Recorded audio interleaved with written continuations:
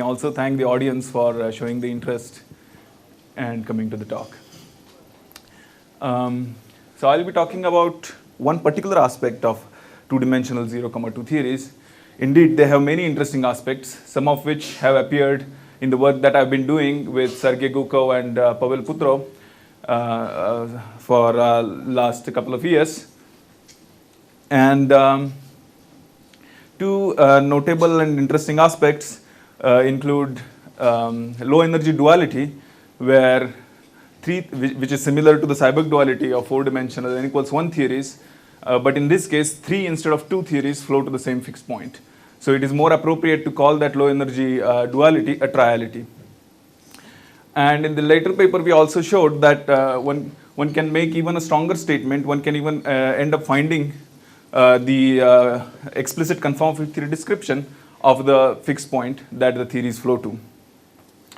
So in this talk I'll be talking about a new and exciting another aspect of the 0-2 theories, which is based on the work, which is based on the paper that appeared in the morning, but because I submitted the talk today, I didn't have the archive identifier. So this is about, so this talk is going to be about non-perturbative beta function of 0-2 gauge theories and sigma models. And it turns out, as I will try to argue in this talk, the knowledge of the infrared fixed point, in addition to the triality and the holomorphy, are strong enough to constrain the beta function and determine it exactly non-perturbatively. So what makes the 0-2 theories so wonderful? So these 0-2 theories are different from the 2-0 theories that Bal talked about in the last talk. Those were 6-dimensional, these are 2-dimensional. And these have only 2 supercharges, unlike 16 that Bal had. So in spite of having only 2 supercharges, what makes them so wonderful that one can do so much with them? So let me give my point of view on that. I think what makes them special is that by definition they have 2 supercharges, both with the same spin, and naturally that superalgebra admits chiral theories, that is theories with different number of left moving and right moving fermions. And as a result, what happens is that if the theory has a global symmetry, generically that global symmetry ends up having anomaly, Tooft anomaly. And one knows that the anomalies in the UE, the Tooft anomalies in the microscopic theory and the macroscopic theory should agree. And just as a corollary of that, it means that there should be gapless modes in the infrared, which should contribute to that anomaly. And I can ask what is the autonomous theory of those gapless modes, and that should be described by a conformal field theory. So a very basic argument of this sort tells us that 0-2 theories generically flow to interacting to non-trivial conformal fixed points. On the other hand, if one starts with a microscopic gauge theory with 2-0-2 symmetry, or any other gauge theory in 2 dimensions for that matter, the gauge coupling we know is dimensionful. So are some other coupling constants. For example, Yukawa type coupling constants, they are mass dimension 1 in 2 dimensions. So naturally they have flow as soon as you start the RG flow. In fact, one can split this RG flow naturally into 2 stages. One stage which consists of fast flow of the dimensionful parameters in the gauge theory that I just talked about, namely the gauge coupling which has mass dimension 1, and other Yukawa type couplings are mass parameters. And at the end of that flow, typically a good description is in terms of a nonlinear sigma model. Now the second part of the RG flow consists of a slow flow, a relatively slow flow, which takes place in the modular space of this sigma model. So the sigma model in general has scalar and complex structure moduli which are classically dimensionless, and because I just argued that the endpoint of the RG flow should be a conformal fixed point, this RG flow takes place in that space and eventually takes us to a fixed point. Of course, the fixed point can have exactly marginal deformations, but I will not be talking about such cases. So this is just a summary of the general picture that one should keep in mind while thinking about RG flows of 0-2 theories.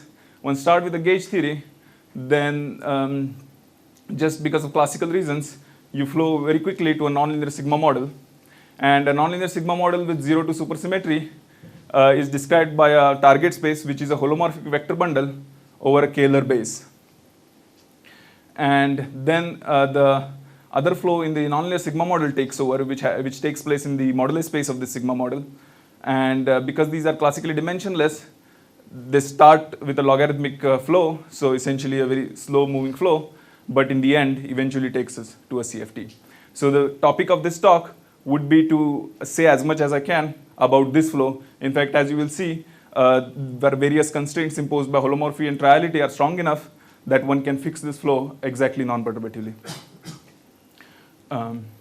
So in addition to this summary, let me also make a comment which will turn out to be useful, is that this conformed field theory has a very interesting property, a very desirable property of state operator correspondence if the vacuum of the theory that you started off with is normalizable. And one way to make sure that is the case is to simply make sure that the target space, the base of the nonlinear sigma model, is compact, so there is no space for the vacuum wave function to spread.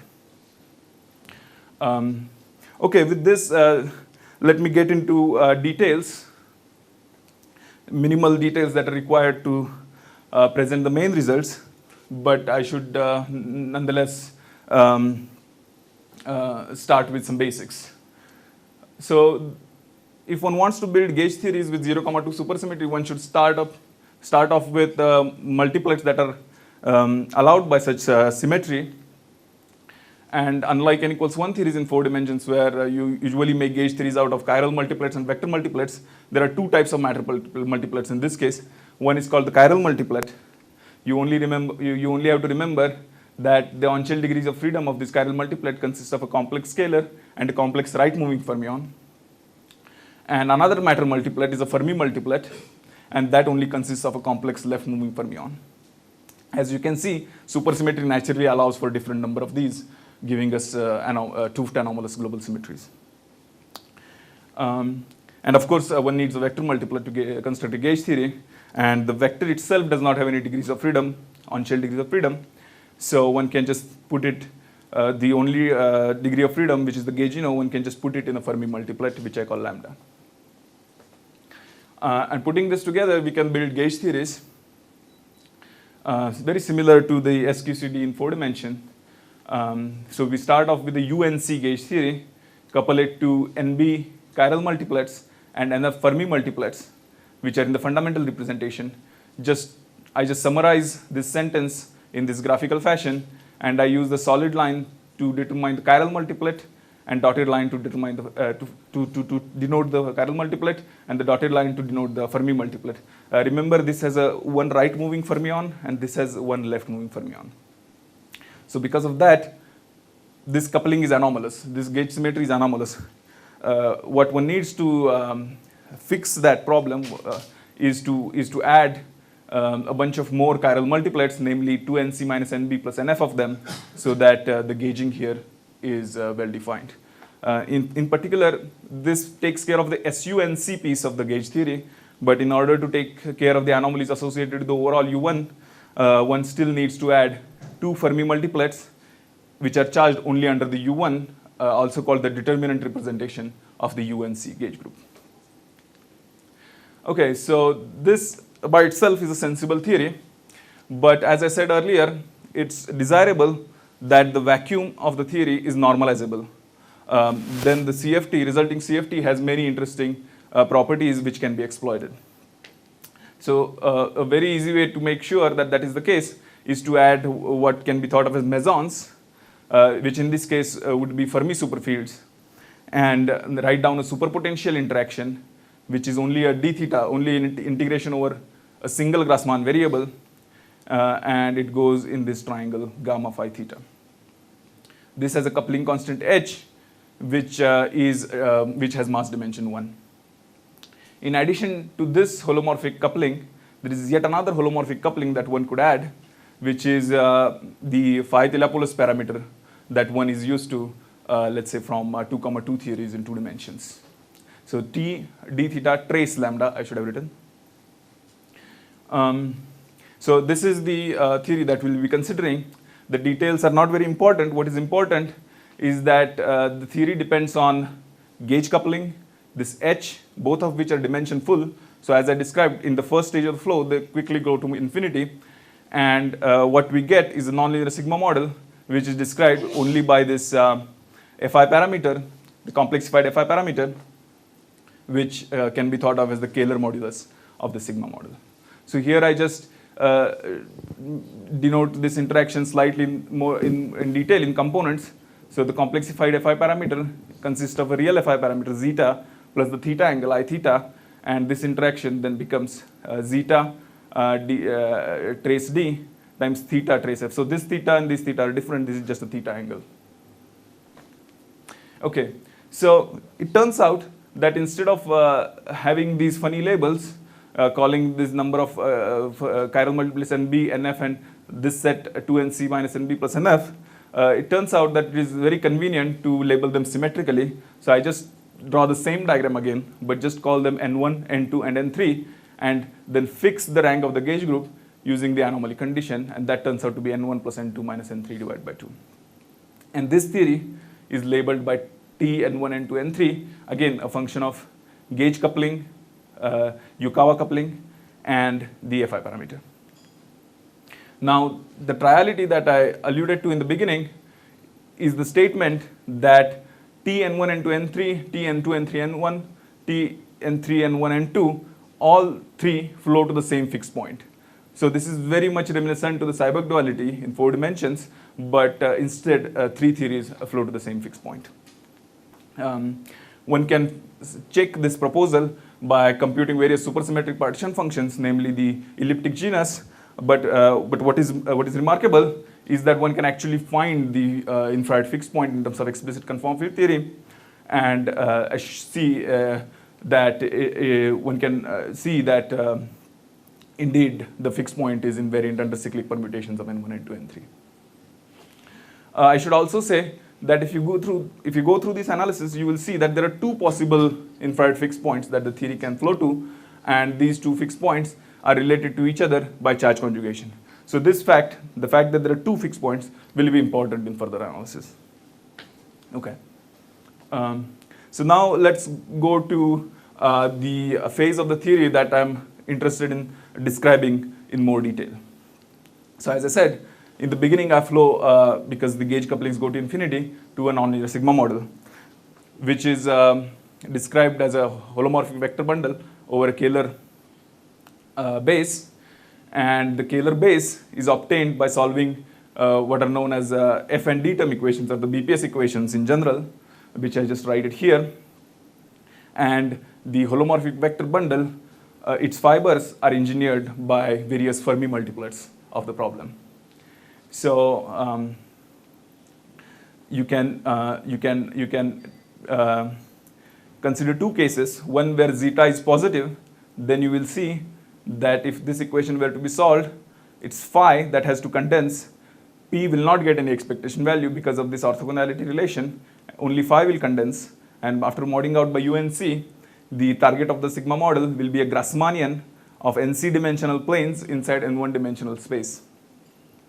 And as I said, the fermions engineer the fibers of the holomorphic vector bundle, and they are simply the tautological bundle. The psi engineers the fibers of the tautological bundle, meaning the bundle of planes that was used to define the Grassmannian, and gamma engineers the bundle orthogonal to it, meaning the bundle of planes that is orthogonal to the planes that were used to define this Grassmannian. So I just denote the fibers of the tautological bundle as S and the orthogonal bundle as Q. And there are N3 of them and there are N2 of them. So this is simply the description of the gauge theory that I just had on the previous slide in some intermediate energy, where gauge couplings and other massive couplings have flown to infinity. But it's still labeled, mind you, by the Fi parameter, which in this case becomes the Kähler modulus, which is nothing but the size of this Grassmannian. Of course, you can do the other case, where you can take the real part of the Fi parameter to negative infinity or to negative. Then in that case, its P is turned to condense. So 0 minutes. P is turned to condense. And then you get essentially the same type of target space, but you have n1, n2 exchanged. As you can see, this is simply the same thing, but n1, n2 exchanged, because n1 was the number of phi's and n2 was the number of p's, and you simply exchange them.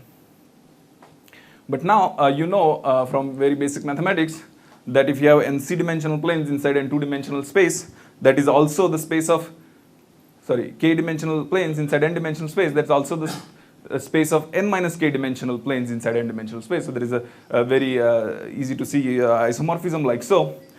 But that what that isomorphism does, it also swaps the tautological bundle and orthogonal bundle. As a result, this target space of the Grass sigma model simply is isomorphic to this one. But now if you notice, this is simply obtained from the first one by cyclic permutations of n1, n2, n3. So now this is telling us to go to the other theory which is related to the first one by cyclic permutations and go to one of its large volume limit. So this picture leads us to a very nice picture of the parameter spaces like so. So this is what I just described. This is the T n1, n2, n3. You take fi parameter to positive infinity and you get this Grassmannian, and you take fi parameter negative infinity, you get this Grassmannian, but this is isomorphic to this one, which is in turn related to the other theory's large volume limit, but on the other side you get yet another Grassmannian, which then again interpolates between the first one by the third theory coming from cyclic permutations. So this is the picture of the real modular space that one gets, but as I pointed out earlier, the fi parameter is actually a complex modulus, so this picture should be lifted to the whole complex plane, and then the picture becomes that of the pair of pants with 3 marked points like so.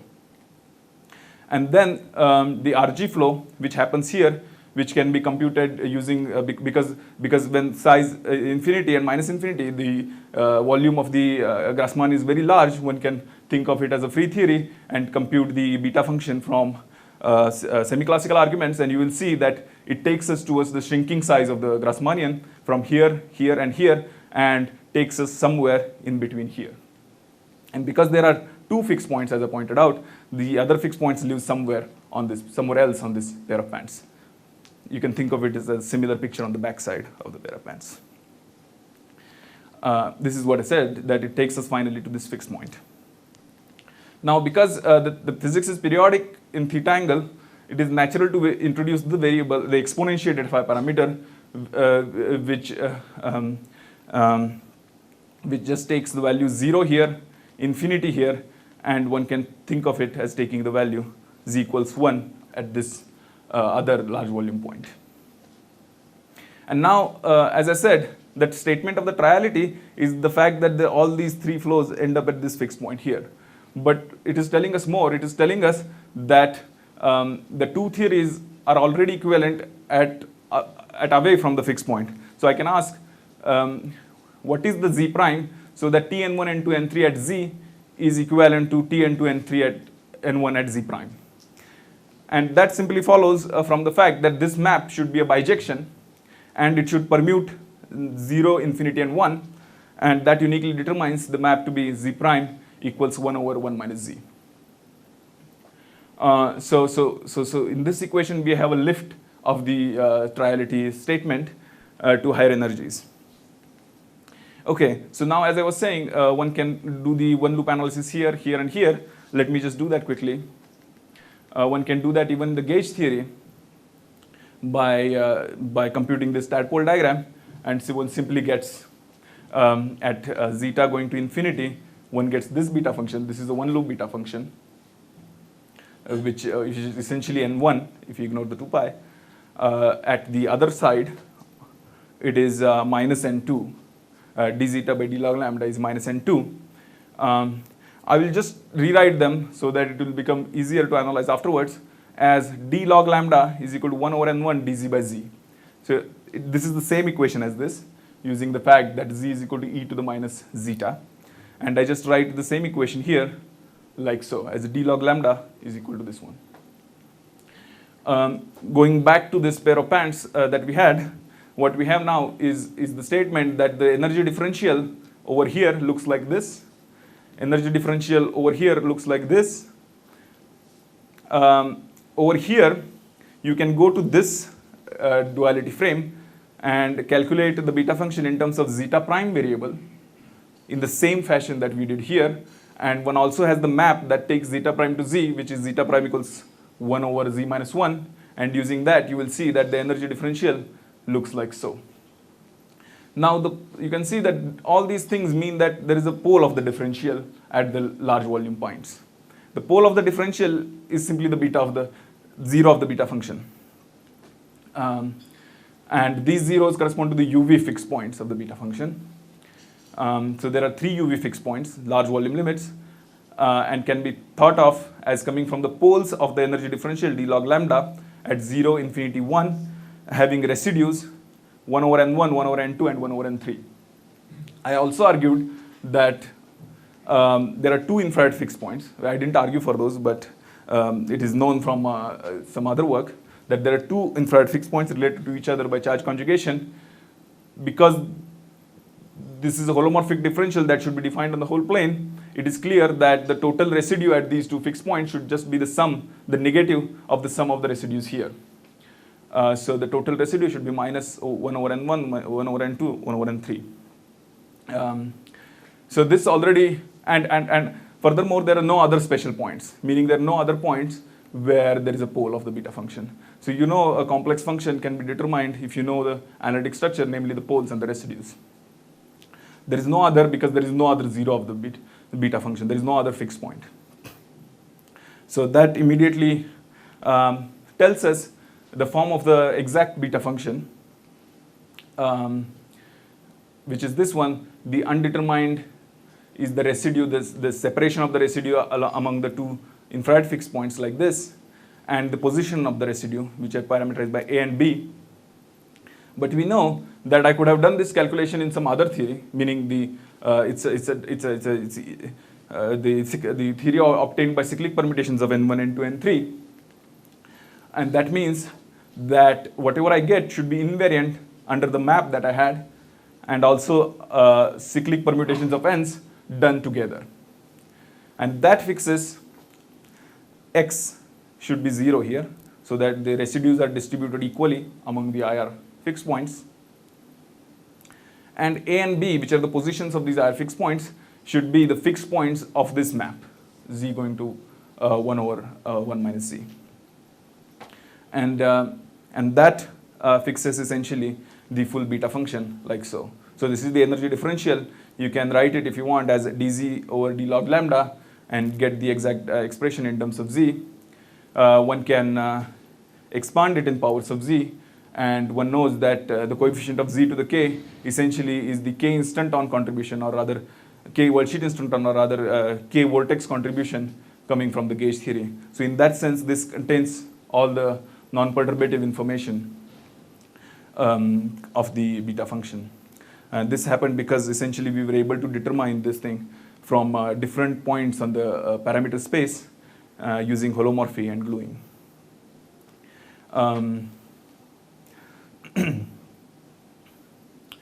So let me stop here by just displaying the flow that it results into. This is just the plot of the function that I had, and this nicely is consistent with our qualitative argument that came from the pair of ants picture. Let me stop here. Thank you. So we have time for a few questions. What is d log lambda? Why do you have such uniform one form or differential? No, I just want to calculate the beta function, and that was just the convenient way of parameterizing it. I mean, I just rewrote the beta function in terms of d log lambda. I mean, going back, you can just construct back the. I'm not claiming that there is a physical meaning to the beta to the d log lambda. I mean, you can think of it as just the energy differential, I should say. Well, he asked first. Yeah. You said you have an explicit description of the conformed field theory. Yeah. What is Yeah, so I couldn't talk about it in the talk given the time, of course, but one can actually find the conformity theory in terms of a WZW model on the left, tensored with a Kazama-Suzuki type coset on the right in a modular invariant fashion. And there are two ways of doing that. That corresponds to this one, this fixed point here, and the other fixed point there. Go ahead. Thanks. So you had this picture where you have the number of colors is n1 plus n2 minus n3 over 2. And I noticed what's interesting about that is that if you choose some combinations of n1, n2, and n3, and you try to perform a triality, you go to a realm Yes. where you have negative Yes. amount of colors. So I'm wondering how the story changes when you. Okay, that's a good question. That's a good question. I didn't point that out because the fact is that once you go to the range where n1, n2, n3 don't satisfy the triangle inequality, which is when in one of the frames you will get a negative rank, the analysis of the, let's say, superconform index tells you that it is 0, so the supersymmetry is most likely broken. And in that case, this analysis will not be valid. Does your model have any massive BPS excitations that what you call here a beta function could be a computation of their mass? Yeah, that's a good question. No, I'm not sure whether there is a BPS excitation whose mass would be the Fi parameter, but I think it's still a measurable quantity. Essentially, one is measuring curvature of the sigma model. I'm not quite sure how one should measure it, but the global constraints that are put on this beta function tells us that one cannot redefine it arbitrarily, which is... Maybe I should ask the question. As far as I remember, there are no BPS particles. Mhm. So you're computing here some holomorphic quantity. Yeah. So my question is, what is it? Yeah, it's... I mean, I Because don't... I don't understand what it means that it's the beta function. Because there's no measurement that gives... I think that's what I'm saying. I think there is a measurement essentially that measures the Kähler class, but I think it would just involve measuring the curvature of the sigma model. I'm not quite sure how one does that or what correlation function it would appear in, but I would like to talk about it more. This z was e to the t.